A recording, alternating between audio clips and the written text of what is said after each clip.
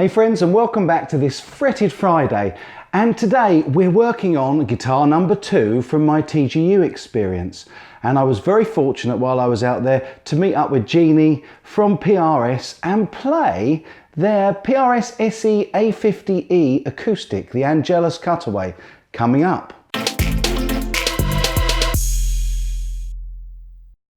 Yeah, so this was an absolutely beautiful guitar. Now, peculiar thing about it, made in China, which was unusual. I wasn't aware until I played this guitar that PRS were making anything in China. I thought all of their SE range were made in Korea, but I understand there's also some made in Indonesia and China now.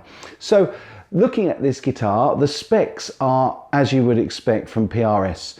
The top is solid Sitka spruce. The sides and back are a beautiful figured maple. The body is 3 19/32 at the neck and 4 3/8 at the tail in terms of thickness.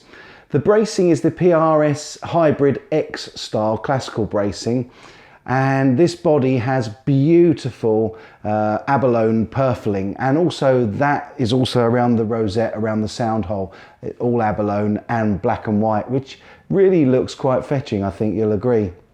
The neck on it was 20 frets with the bird inlays, of course. It's a 25.3 inch scale. Now, I believe that PRS are actually doing this as a standard scale length now and have been for some time.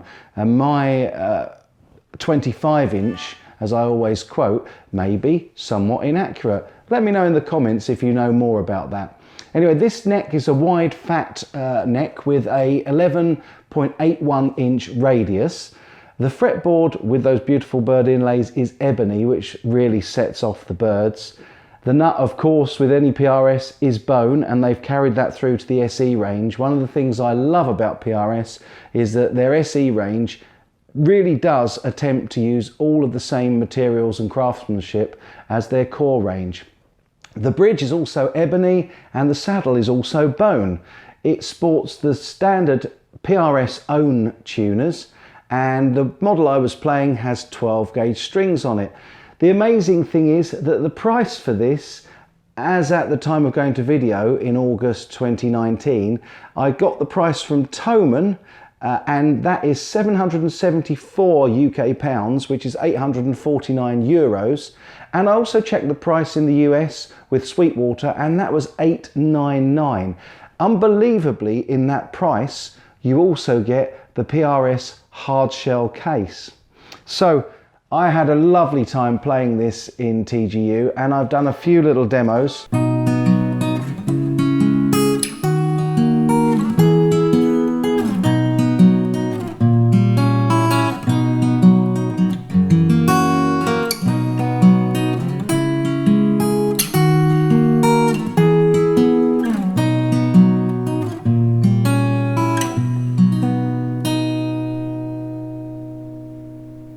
It was really easy to play and very comfortable. It was a nice balance, and the weight was really quite lightweight. I was surprised at how light this guitar was.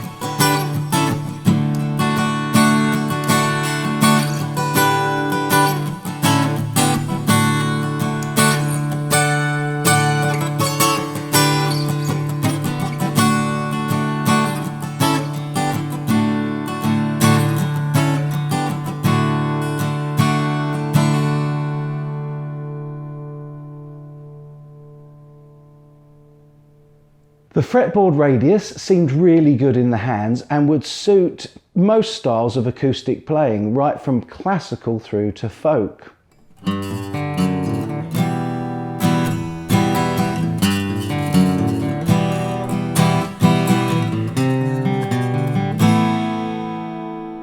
It's almost a 12-inch radius, which isn't quite as flat as perhaps a 15, but it really does work well for those of us that play electric guitar, transferring over onto the acoustic.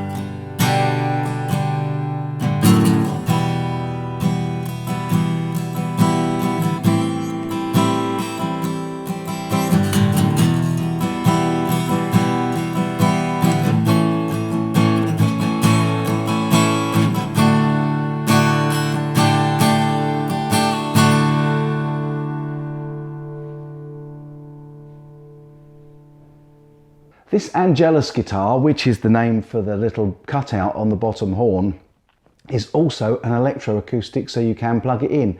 I didn't take the opportunity to do that while I was out there, so I can't really comment on what the electronics are like, but I'm sure, knowing PRS, that they will be excellent.